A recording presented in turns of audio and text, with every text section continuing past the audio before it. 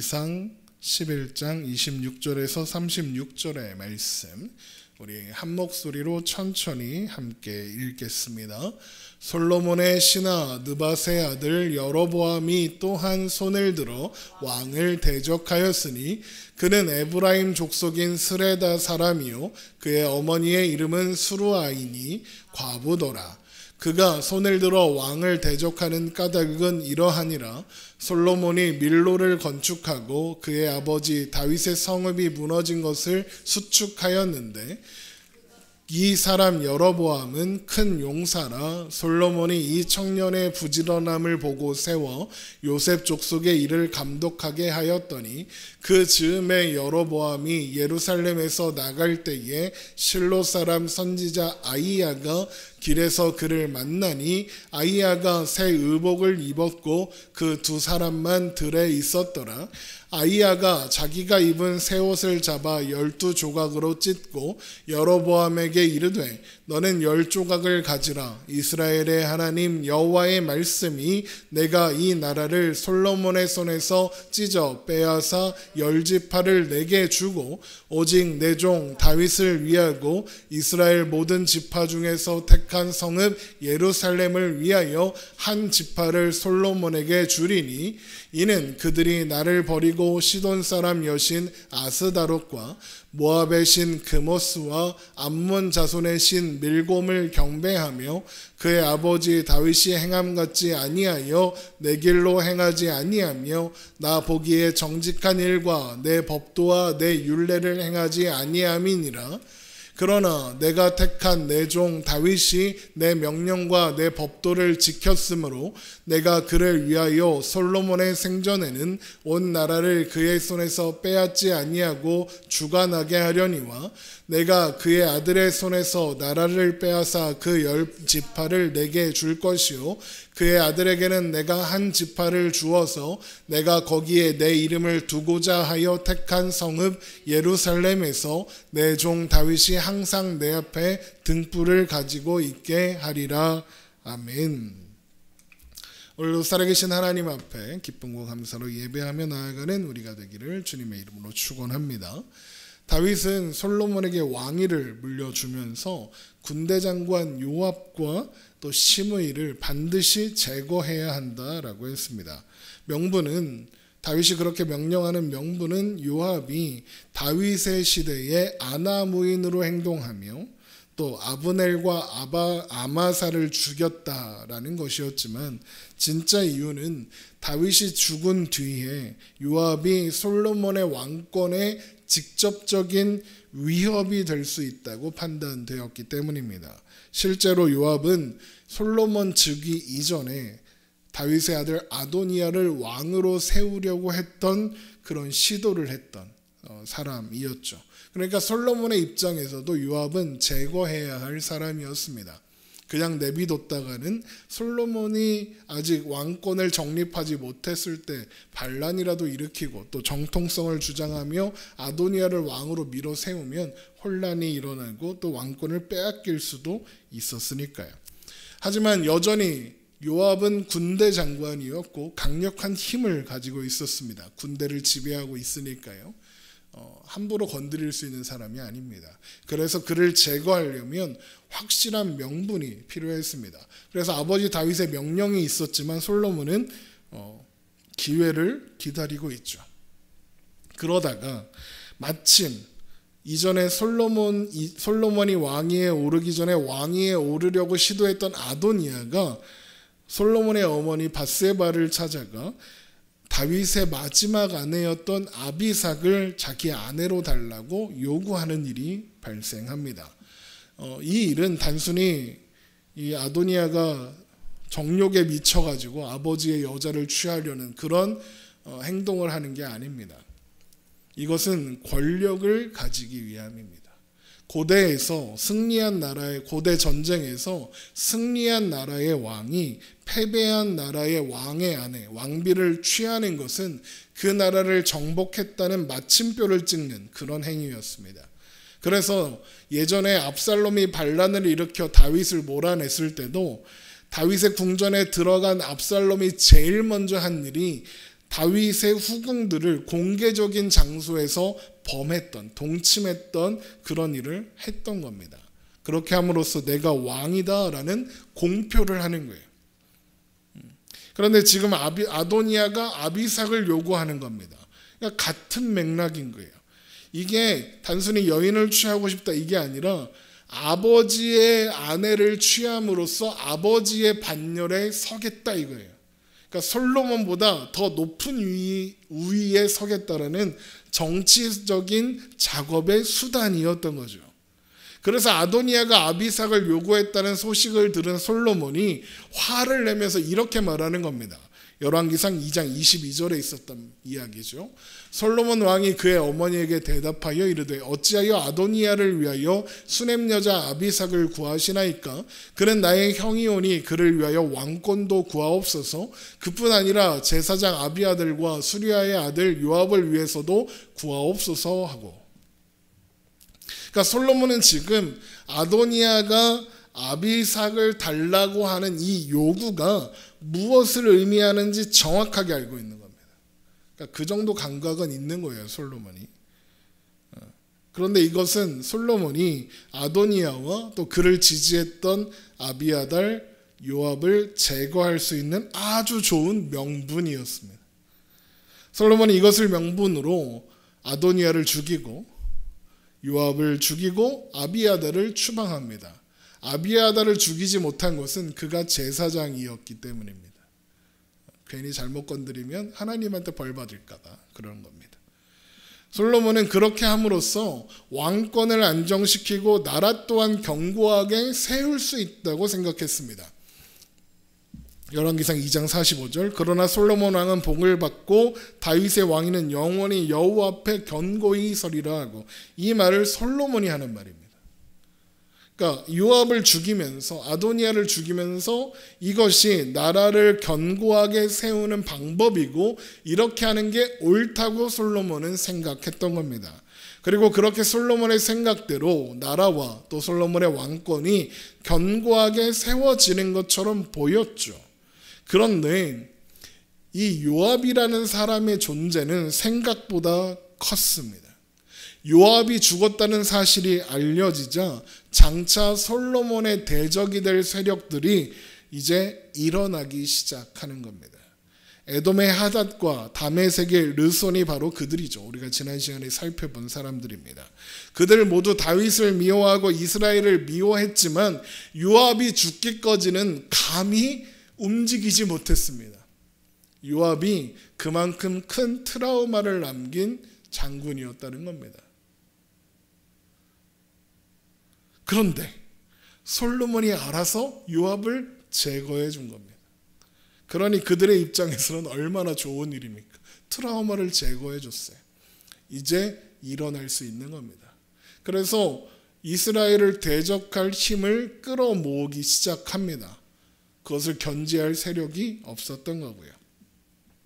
그러나 남쪽의 에돔, 북쪽의 다메섹보다 더 큰 위협이 내부에서 시작되고 있었죠. 그 바로 솔로몬이 자신의 신하로 신뢰하여 세운 여로보암이었습니다. 열왕기상 11장 26절입니다. 솔로몬의 신하 느밧의 아들 여로보암이 또한 손을 들어 왕을 대적하였으니 그는 에브라임 족속인 스레다 사람이요 그의 어머니의 이름은 수르아이니 과부더라. 그가 손을 들어 왕을 대적하는 까닭은 이러하니라. 솔로몬이 밀로에 건축하고 그의 아버지 다윗의 성읍이 무너진 것을 수축하였는데 이 사람 여로보암은 큰 용사라. 솔로몬이 이 청년의 부지런함을 보고 세워 요셉 족속의 일을 감독하게 하였더니. 성경이 여로보암이 이제 솔로몬을 대적하게 된 이유를 설명하기 전에 솔로몬이 여로보암을 얼마나 신뢰했는지 이야기합니다. 그러니까 솔로몬의 입장에서 여로보암은 나라와 왕권에 도움이 될 인재였던 겁니다. 그래서 공사장 인부였던, 여기 보면 이 사람이 성읍 무너지고 밀로를 건축할 때 거기서 일하고 있었던 사람입니다. 근데 솔로몬이 이렇게 보니까 힘도 세고 일도 잘하고 성실하고, 그러니까 요셉 족속, 요셉의 지파들을 이렇게 다스리는 그런 권한을 주는 신하로 세운 겁니다. 그러니까 권력을 가지게 된 거예요. 이 사람이 신뢰할 만한 사람이었던 겁니다. 그런데 그 여로보암이 솔로몬의 대적이 된 겁니다. 그러니까 여로보암을 지금 누가 키워주는 겁니까? 대적이 될 사람을 솔로몬이 자기 손으로 성장시켜주고 있는 겁니다. 이스라엘은 하나님만이 돌보시고 하나님이 지키시며 견고하게 하실 수 있는 나라입니다. 그런데 솔로몬은 그런 하나님의 도우심은 거부하고 외면하고 자신의 힘으로 자기의 능력으로 지키고 견고하게 세우려고 했죠. 그러니까 여로보암의 존재는 그런 솔로몬의 그런 노력이 얼마나 헛된 것이었는가를 보여주는 아주 극단적인 존재인 겁니다. 물론 여로보암이 처음부터 반역할 생각을 품지는 않았을 겁니다. 왜냐하면 여로보암의 입장에서 솔로몬은 은인이에요. 왜 은인이냐? 여로보암의 출신을 보십시오. 어딘지도 모르는 시골 마을에서 과부의 아들입니다. 아버지가 없습니다. 그러니까 그 집안의 영향력이 미미했다는 거고, 여로보암이 어떤 권력층에 올라갈 가능성이 전혀 없었다는 겁니다. 그러니까 성 무너지고 성 다시 재건하는 그 공사장에서 열심히 일을 해야 먹고 살 수 있었던 사람이에요. 그런데 그런 사람이 한 지파를, 한 족속을 책임지는 지위에 올라가게 된 겁니다. 그러니까 여로보암이 솔로몬을 대적하여 일어날 어떤 생각을 1도 하지 않았을 겁니다. 그런데 어느 날 그렇게 높은 지위에 올라간 여로보암을 하나님께서 부르십니다. 열왕기상 11장 29절. 그 즈음에 솔로몬이 요셉 족속을 여로보암으로 하여금 관할하게 한 그 즈음에 여로보암이 예루살렘에서 나갈 때에 실로 사람 선지자 아이야가 길에서 그를 만나니 아이야가 새 의복을 입었고 그 두 사람만 들에 있었더라. 여로보암이 이제 왕의 명령을 받고 일들을 하면서 예루살렘 왔다 갔다 했겠죠. 그러다가 어느 날 예루살렘에서 일을 마치고 이제 요셉 그 동네로 이제 가려고 하는데 선지자 아이야라는 사람이 기다리고 있다가 그런 여로보암을 붙잡습니다. 새 옷을 쫙 빼입고. 여로보암이 아이야가 이렇게 서 있으니까 그냥 서 있나 보다 했겠죠. 그냥 지나갔을 겁니다. 근데 지나가는데 아이야가 여로보암을 붙잡아 세웁니다. 그러더니 갑자기 자기 옷을 벗어서 12조각으로 찢는 겁니다. 그러더니 10조각을 여로보암에게 주면서 하나님께서 너에게 이렇게 말씀하신다라는 이야기를 합니다. 열왕기상 11장 30절. 아이야가 자기가 입은 새 옷을 잡아 12조각으로 찢고 여로보암에게 이르되 너는 10조각을 가지라. 이스라엘의 하나님 여호와의 말씀이 내가 이 나라를 솔로몬의 손에서 찢어 빼앗아 10지파를 내게 주고 오직 내 종 다윗을 위하고 이스라엘 모든 지파 중에서 택한 성읍 예루살렘을 위하여 한 지파를 솔로몬에게 주리니. 사실 여로보암은 평소와 다름없는 삶을 살아가고 있었던 상황이었습니다. 그런 그를 하나님께서 이스라엘 10지파의 왕이 되게 하시겠다라고 말씀하시고 솔로몬은 한 지파의 왕이 될 거다라고 합니다. 그럼 10지파 한 지파는 몇 지파죠? 11지파죠. 이스라엘 몇 지파죠? 12지파죠. 하나 어디 갔냐 이런 생각 드시죠? 하나는 레위 지파입니다. 레위 지파는 유업이 없어요. 그러니까 땅이 없어요. 땅이 없어요. 대신 이제 11지파, 나머지 11지파의 땅에 골고루 퍼져 살고 있었거든요. 그러니까 10지파를 주겠다는 건 레위 지파는 빠지는 겁니다. 땅이 없으니까. 어쨌든 그런데 하나님께서 왜 이런 일을 하시겠다고 합니까? 열왕기상 11장 33절. 이는 그들이 나를 버리고 시돈 사람의 여신 아스다롯과 모압의 신 그모스와 암몬 자손의 신 밀곰을 경배하여 그의 아버지 다윗이 행함같이 아니하여 내 길로 행하지 아니하며 나 보기에 정직한 일과 내 법도와 내 율례를 행하지 아니함이니라. 솔로몬이 우상을 섬기고 그의 아버지 다윗이 행함같이 아니하여 내 길로 하나님의 길로 행하지 않고 하나님 보시기에 정직한 일과 하나님의 법도와 율례를 행하지 않았기 때문입니다. 솔로몬은 실제로 그렇게 했죠. 우리가 솔로몬의 삶을 쭉 살펴보면서 확인한 내용입니다. 그런데 이상한 게 하나 있습니다. 하나님이 솔로몬이 다윗이 행함 같지 아니하여 라고 하시죠. 그 말은 다윗은 그렇게 했다는 뜻이잖아요. 다윗은 하나님의 길로 행하며 하나님 보시기에 정직한 일을 행하고 하나님의 법도와 율례를 행했다, 이거 아닙니까? 그렇죠? 또 보세요.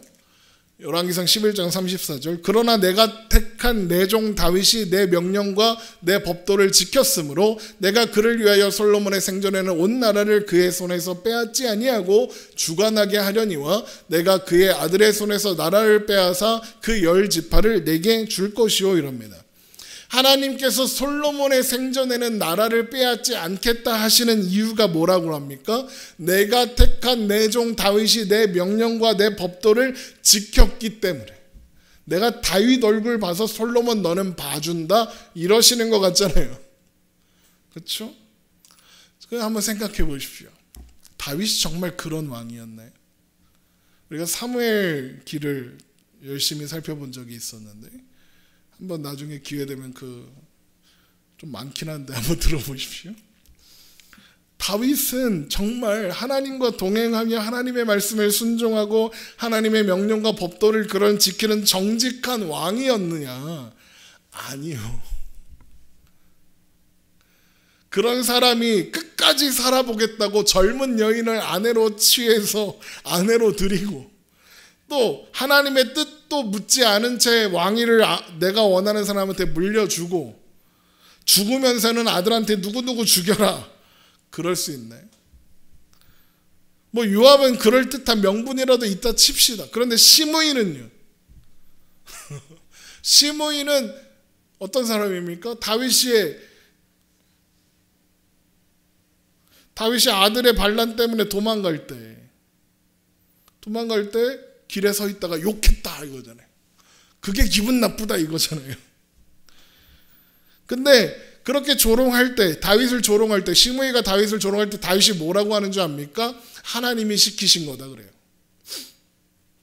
그래서 나중에 돌아올 때 그를 벌하지 않는 겁니다. 용서하는 겁니다. 그리고 그 이후로 시므이는 다윗에게 충성을 하고 솔로몬에게도 충성을 하는 그런 신하입니다.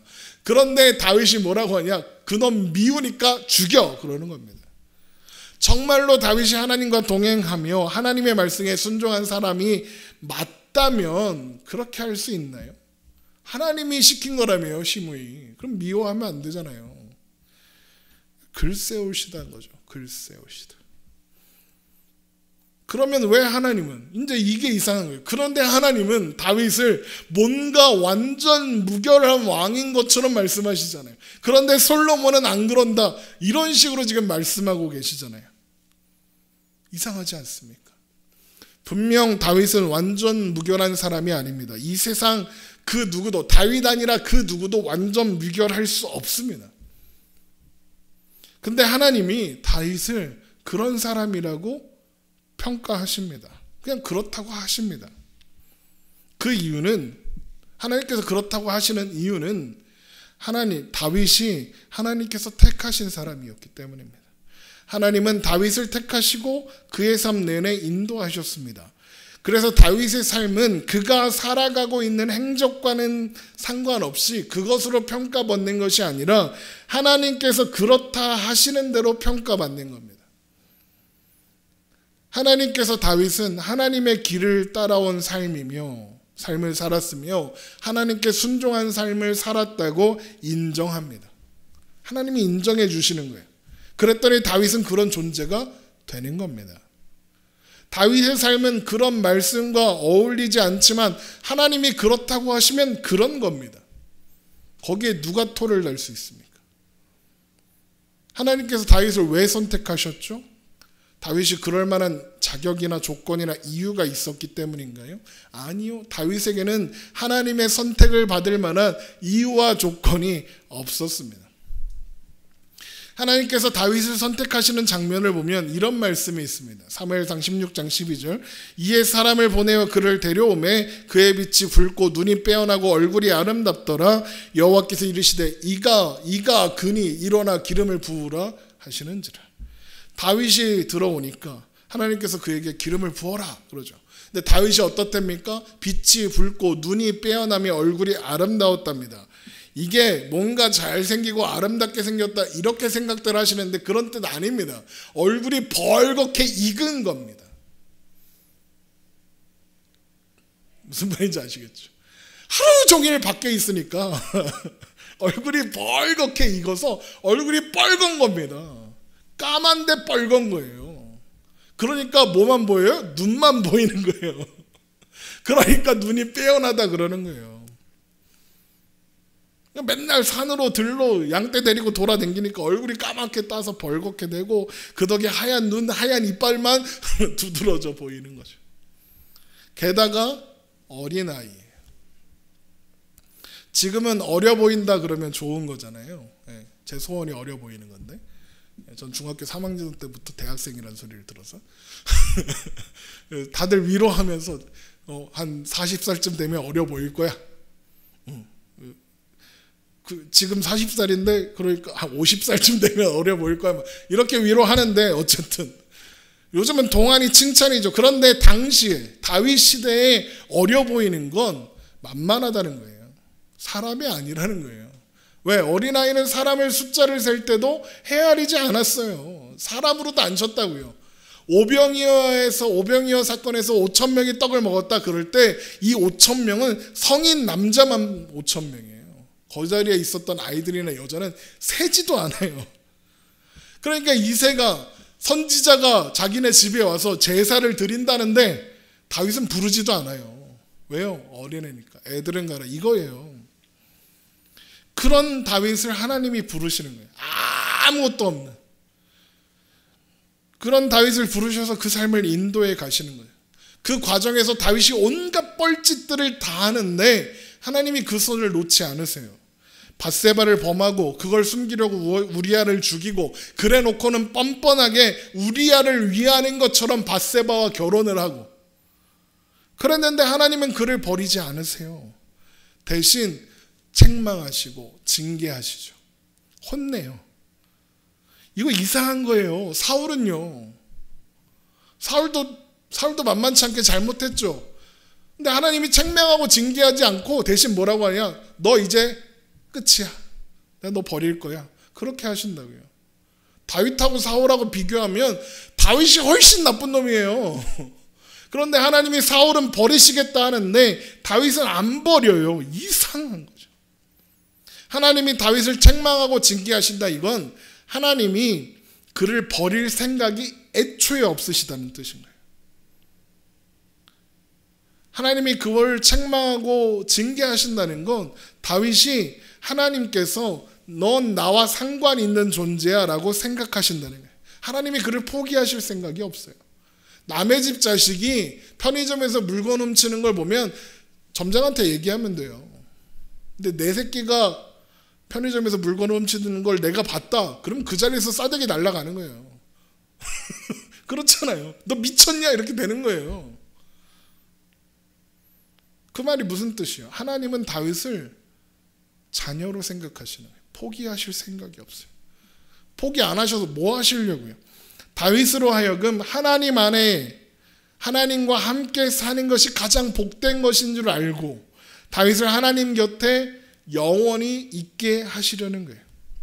결국 그렇게 됐고 다윗은 하나님 품에 있을 거고 그래서 하나님은 다윗을 그렇게 평가하시는 거예요. 그래서 하나님이 이런 말씀을 하시는 거예요. 열왕기상 11장 36절 그의 아들에게는 내가 한 지파를 주어서 내가 거기에 내 이름을 두고자 하여 택한 성읍 예루살렘에서 내 종 다윗이 항상 내 앞에 등불을 가지고 있게 하리라.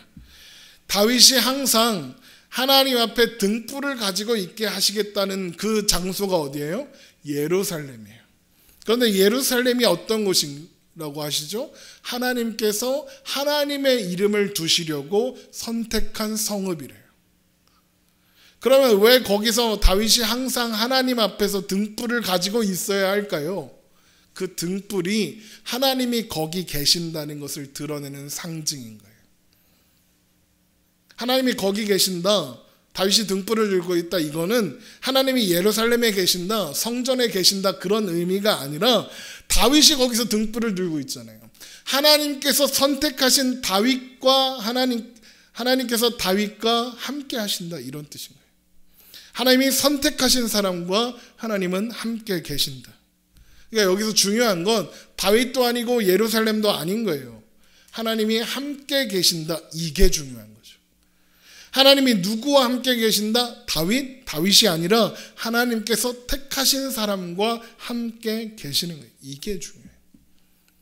결국 하나님께서 다윗이 항상 내 앞에 등불을 들고 있게 하겠다라고 하시는 건, 하나님은 하나님께서 선택하신 사람들과 언제나 함께 하시며 영원히 함께 하셔서 포기하지 않으신다는 의미고, 결국에는 하나님이 뜻하신 대로 만들어내겠다, 이런 의미인 거고, 그 일을 위해서라면 이스라엘을 발기발기 찢어서 다른 사람한테 주겠다, 이거예요. 그 일을 위해서라면. 그러면 하나님께서 솔로몬에게 나라를 빼앗아 다른 사람에게 주겠다 하시는 이유가 뭔 거예요? 솔로몬을 포기하지 않겠다는 뜻인 거예요. 그 증거로 한 지파는 내버려 두겠다는 거예요. 솔로몬이 다윗과 같은 존재로 인정받을 때까지 포기하지 않겠다 그러시는 거예요. 그렇게 만들겠다, 이런 뜻인 거죠. 그래서 하나님께서 여로보암에게 이런 말씀을 하시는 거예요. 열왕기상 11장 37절, 내가 너를 취하리니 너는 내 마음에 원하는 대로 다스려 이스라엘 위에 왕이 되되, 내가 만일 내 명령한 모든 일에 순종하고 내 길로 행하며 내 눈에 합당한 일을 하며 내 종 다윗이 행함같이 내 율례와 명령을 지키면 내가 너와 함께 있어 내가 다윗을 위하여 세운 것 같이 너를 위하여 견고한 집을 세우고 이스라엘을 내게 주리라. 하나님께서 여로보암을 이스라엘의 왕으로 세우겠다고 하시면서 이제까지 솔로몬에게 하셨던 말씀과 똑같은 말씀을 하시죠. 하나님의 말씀 잘 듣고 순종하면 여로보암의 왕위도 견고하게 세워주겠다 그러시는 거예요. 그런데 솔로몬에게 하신 말씀과 여로보암에게 하신 말씀에 결정적인 차이가 하나 있어요. 그게 뭐냐? 열왕기상 11장 39절, 내가 이로 말미암아 다윗의 자손을 괴롭게 할 것이나 영원히 하지는 아니하리라 하셨느니라 한지라. 뭐가 다른지 아시겠어요? 이거예요. 영원히 하지는 않겠다라는 게 달라요. 하나님은 다윗과 솔로몬에게는 영원을 약속하세요. 영원을 약속하신다고요. 사무엘하 7장 12절, 내 수완이 차서 내 조상들과 함께 누울 때에 내가 내 몸에서 날 내 씨를 내 뒤에 세워 그의 나라를 견고하게 하리라. 그는 내 이름을 위하여 집을 건축할 것이요 나는 그의 나라 왕위를 영원히 견고하게 하리라. 나는 그에게 아버지가 되고 그는 내게 아들이 되리니 그가 만일 죄를 범하면 내가 사람의 매와 인생의 채찍으로 징계하려니와 내가 내 앞에서 물러나게 한 사울에게서 내 은총을 빼앗은 것처럼 그에게서는 빼앗지는 아니하리라. 내 집과 내 나라가 내 앞에서 영원히 보존되고 내 왕위가 영원히 견고하리라 하셨다 하라. 다윗의 후손이 잘못하는 일이 있으면 사람의 매와 인생의 채찍으로 징계하는 일은 있을 거지만 영원히 보존할 거다. 영원히 견고하겠다. 이렇게 말씀하시죠.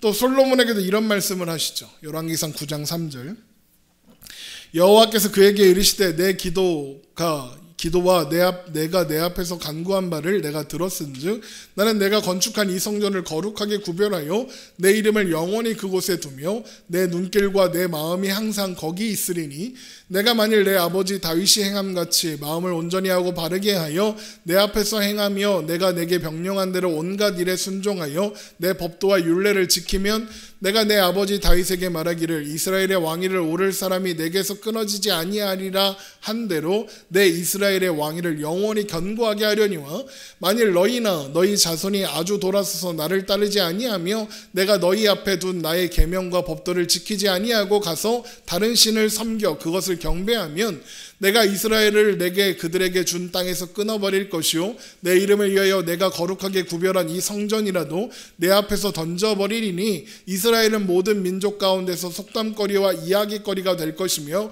이 성전이 높을지라도 지나가는 자마다 놀라며 비웃어 이르되 여호와께서 무슨 까닭으로 이 땅과 이 성전에 이같이 행하셨는고 하면 대답하기를 그들이 그들의 조상들을 애굽 땅에서 인도하여 내신 그들의 하나님 여호와를 버리고 다른 신들을 따라가서 그를 경배하여 섬김으로 여호와께서 이 모든 재앙을 그들에게 내리심이라 하리라 하셨더라.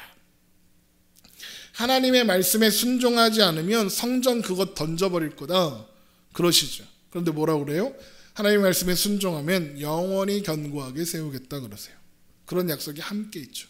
그런데 여로보암에게 주시는 약속에는 영원이 없어요. 영원에 대한 약속이 없어요.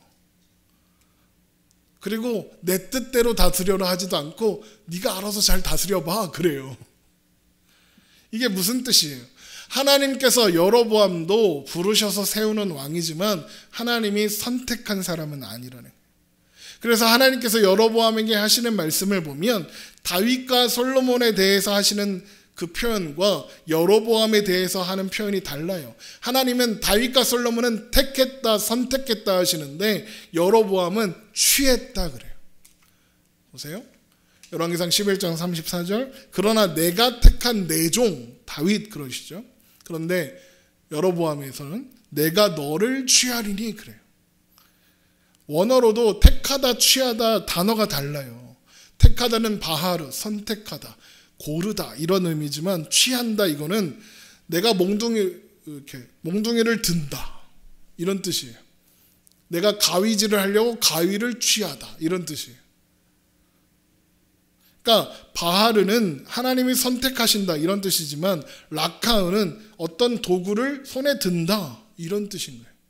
그러니까 여로보암은 하나님께서 선택하신 사람 솔로몬을 징계하기 위해서 든 사람의 매 인생의 채찍인 거예요.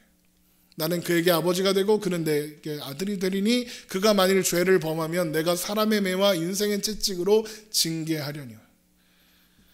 하나님께서 다윗에게 약속하신 그대로 여로보암을 취하셔서 솔로몬을 때리겠다는 거예요. 그러니까 여로보암은 취해진 존재인 거예요. 하나님이 솔로몬 징계하시려고 취하신 존재인 거죠. 물론 하나님이 여로보암에게 약속하신 대로 여로보암이 하나님의 말씀에 순종하고 그러면 하나님이 그의 왕위를 견고하게 하실 거예요. 그런데 그가 그렇게 하지 않으면 어떻게 될까요? 왕위를 빼앗기겠죠. 버림받겠죠. 실제로 북이스라엘은요 왕조가 계속 바뀌어요. 그러니까 왕조가 계속 바뀐다는 건 왕의 가문이 바뀐다는 거예요. 이게 하나님께서 선택하신 사람과 취하신 사람의 결정적인 차이인 거예요. 하나님은 하나님께서 선택한 사람을 포기할 생각이 없으세요. 다윗, 솔로몬도 마찬가지죠. 그래서 하나님의 말씀을 듣고 불순종하는데 버리지는 않으세요. 계속 고치려고 하시죠. 물론 하나님께서 취하신 여로보암과 또 그에 이어서 세워지는 왕들에게도 하나님은 선지자를 계속 보내세요. 그리고 말씀하세요. 너 이렇게 하면 안 돼. 하나님 말씀 순종해. 계속 그렇게 얘기해요. 그런데 성경을 보면 열왕기를 이제부터 우리가 보잖아요. 북이스라엘의 왕 중에서는 단 한 명도 그 말씀을 듣지 않아요. 단 한 명도. 그래서 결국에는 멸망하는 거예요. 그래서 나중에는 북이스라엘이 이스라엘의 민족이라는 정체성마저 희미해져요. 그래서 유다 지파의 자손 유대인들이 그 명맥을 이어가고 있는데 예수님 시대에 와서 사마리아인들, 북이스라엘 출신의 사람들을 혼혈이니까 너네는 더러운 놈들이야, 싫어, 이렇게 하는 거예요. 그 지경이 되는 거예요. 물론 그렇다고 유대인들은 하나님이 선택하신 존재, 사마리아는 아닌 존재, 그 얘기하는 게 아니에요. 예수님께서 이 땅에 오시기 전의 역사는 이런 대조를 보여주는 건 예수님께서 오셔서 이루시는 일들의 모형이에요. 예수님께서 오셔서 직접 이루신 일이 실체로 드러나는 순간 모형은 의미가 없거든요. 그러면 예수님께서 오셔서 이루신 일의 실체가 뭐예요? 하나님께서 택하신 사람은 영원히 포기하지 않는다, 잃어버리지 않는다. 그래서 결국에는 하나님의 말씀을 듣게 하신다. 하지만 하나님께서 택하지 않은 사람은 끝까지 하나님의 말씀을 안 듣는다. 듣는 척 하는 것 같은데 안 듣는다. 이거예요. 이게 예수님께서 말씀하시는 실체예요. 솔로몬과 여로보암의 이야기에서 확인하는 실체예요. 요한복음 6장 37절. 아버지께서 내게 주시는 자는 다 내게로 올 것이요 내게 오는 자는 내가 결코 내쫓지 아니하리라. 내가 하늘에서 내려온 것은 내 뜻을 행하려 함이 아니요 나를 보내신 이의 뜻을 행하려 함이니라. 나를 보내신 이의 뜻은 내게 주신 자 중에서 내가 하나도 잃어버리지 아니하고 마지막 날에 다시 살리는 이것이라. 내 아버지의 뜻은 아들을 보고 믿는 자마다 영생을 얻는 이것이니 마지막 날에 내가 이를 다시 살리리라 하시니라. 예수님께서 이루시려는 하나님의 뜻이 뭐라고 합니까? 하나님이 택하셔서 예수님 앞으로 보내신 자들은 하나도 잃어버리지 않고 구원하신다. 솔로몬에게 하시는 것처럼. 또 요한복음 6장 44절.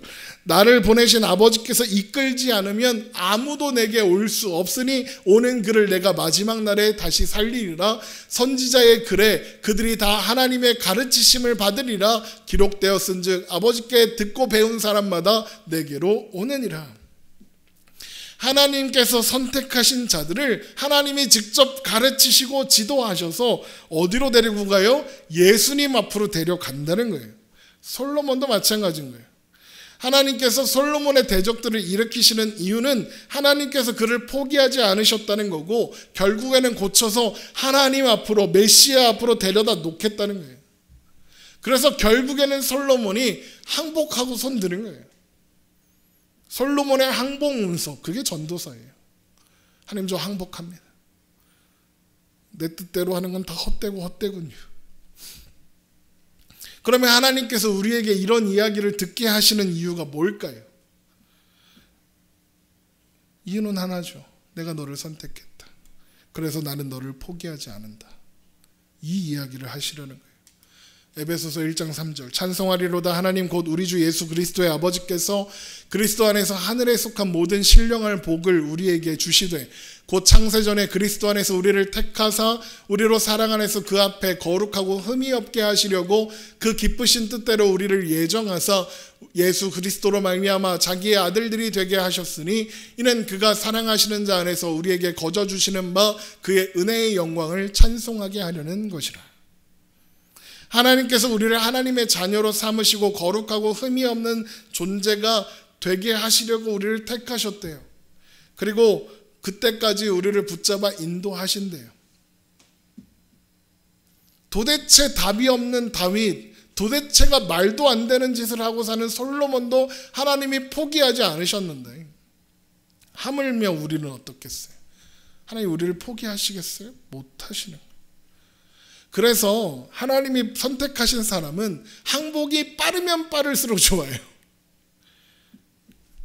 그런데 우리는 하나님께서 우리의 인생을 다루어 가실 때 자꾸만 도망가고 싶어 해요. 다른 길로 가려고 하죠. 다윗과 솔로몬처럼. 그럴 때마다 하나님은 여러 가지 방법으로 우리를 자꾸만 제자리에 데려다 놓으세요. 못 가겠다 안 가겠다 버텨도 자꾸 데려다 놓으세요. 안 갈 거예요 하나님. 전봇대에 쇠사슬로 묶고 버티면 하나님이 전봇대를 통째로 퍼갖고 들고 가시는 거예요.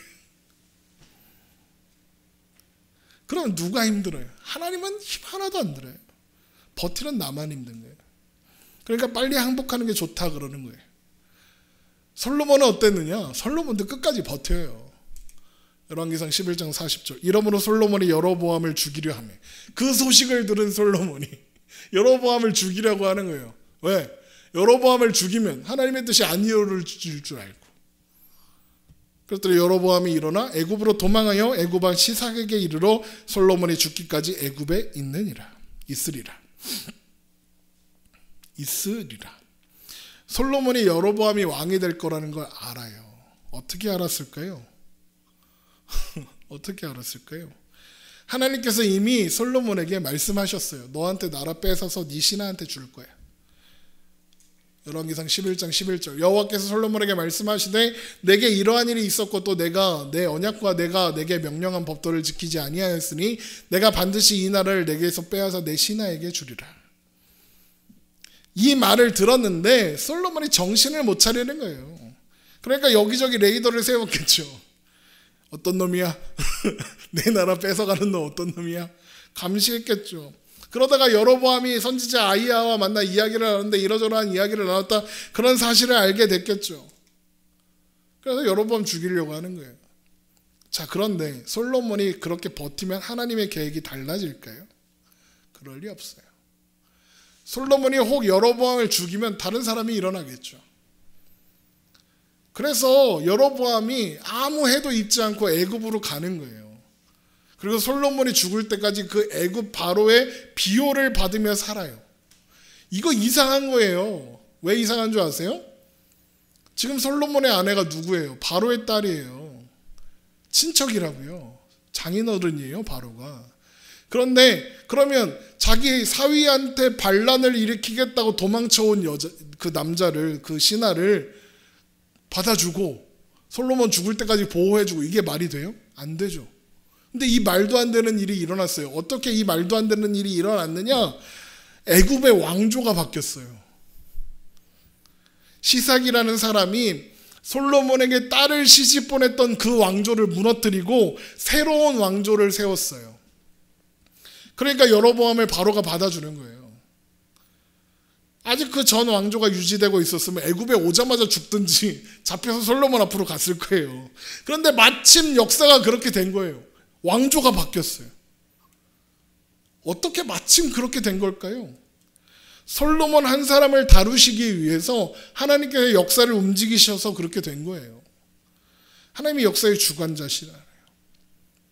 그 시간을 지나며 거의 죽을 때가 다 돼서야 솔로몬은 하나님께 항복하고 그 항복의 고백으로 전도서를 쓰는 거예요. 그럼 그렇게 솔로몬의 40년 통치가 막을 내리는 거예요. 열왕기상 11장 41절, 솔로몬의 남은 사적과 그의 행한 모든 일과 그의 지혜는 솔로몬의 실록에 기록되지 아니하였느냐? 솔로몬이 예루살렘에서 온 이스라엘을 다스리는 날수가 40년이라. 그리고 이제 드디어 이스라엘의 새로운 역사의 소용돌이가 시작됩니다. 열왕기상 11장 43절, 솔로몬이 그의 조상들과 함께 잠에 그의 아버지 다윗의 성읍에 장사되고 그의 아들 르호보암이 대신하여 왕이 되니라. 이게 왜 역사의 소용돌이의 시작이냐? 이제 갈라질 거거든요. 솔로몬은 평생 자기의 성공을 위해서 살았어요. 그래서 그 성공을 거의 이룬 것 같았어요. 하지만 평생 애써왔던 그 모든 노력들이 수포로 돌아가는 것을 보았어요. 끝까지 버텼죠. 여로보암을 죽이면 어떻게든 막아볼 수 있지 않을까 했는데 여로보암을 못 죽이고 내 편 들어줄 것 같던 애굽 왕조가 바뀌어서 이제 내 편 아니고 이렇게 된 거예요. 그래서 하나님께서 그의 평생을 통해서 말씀하시던 것을 철저하게 확인하게 됐죠. 그래서 솔로몬이 자신이 얼마나 헛된 삶을 살았는가 확인하고 하나님 앞에 항복하는 거예요. 여러분, 하나님은 우리의 삶을 그렇게 인도해 가세요. 그래서 우리는 자꾸만 세상에서 세상의 헛됨을 볼 거예요. 내 뜻대로 되는 일이 없다는 걸 자꾸 경험할 거예요. 왜? 우리를 하나님이 선택하셔서 우리를 끌고 가셔야 되니까. 우리의 삶에도 자꾸만 하닷이 찾아오고 르손이 찾아오고 여로보암을 만나요. 내 편인 줄 알았더니 내 편 아닌 놈을 만나요. 그런 일이 계속 돼요. 그런데 하나님이 그런 일들을 허락하시는 이유가 뭐라고요? 우리를 하나님의 기쁘신 뜻을 따라 그 앞에서 거룩하고 흠이 없게 하시려고 우리를 다루어가는 시간이고 방법이기 때문이라는 거예요. 하나님께서 선택하신 사람을 위해서 역사도 움직이셨어요. 하나님께서 선택하신 사람을 위해서 성전도 무너뜨리겠다 하세요. 하나님은 정말 우리를 위해 모든 걸 총동원하신 거예요.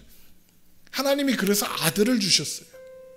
우리를 끝까지 어떻게든 구원하시겠다고 아들을 주셨어요. 다 주신 거예요. 다. 모든 방법을 다 동원하셔서 우리를 인도하신 거예요. 그런 분이 우리를 온전하게 세우기 위해서는 뭘 더 아끼시겠어요? 로마서 8장 32절, 자기 아들을 아끼지 아니하시고 우리 모든 사람을 위하여 내주시니가 어찌 그 아들과 함께 모든 것을 우리에게 주시지 아니하겠느냐. 하나님, 우리의 모든 시간이 하나님 안에 있고 하나님은 우리의 인생을 하나님 앞에 온전히 세우기까지 포기하지 않으시며 모든 수단을 동원하사 인도해 가시는 거예요. 여러분, 우리가 사는 오늘이 바로 이런 하나님의 은혜 안에 있어요. 그 모든 순간 하나님은 우리를 포기하지 않으시고 하나님께서 기뻐하시는 뜻을 이룰 때까지 붙잡아 인도하실 거예요. 신자의 인생에 우연은 없어요. 솔로몬이 여로보암이 이제 대적이 될 거 같아서 애굽으로 도망갔는데 마침 애굽의 왕조가 바뀐 우연처럼 보이지만 우연이 아니에요. 하나님의 기뻐하시는 뜻만 있을 뿐이에요. 하나님께서 우리에게 허락하신 그 오늘이 우리가 하나님의 손에서 다루어져 가는 시간이고 만들어져 가는 시간이라는 것을 여러분 기억하고 의식하며 그렇게 오늘을 살아 하나님과 동행하며 하나님 안에서 승리하는, 우리를 포기하지 않는 하나님의 그 사랑을 경험하며 사는 저와 여러분 되시기를 주님의 이름으로 축원합니다. 기도하겠습니다.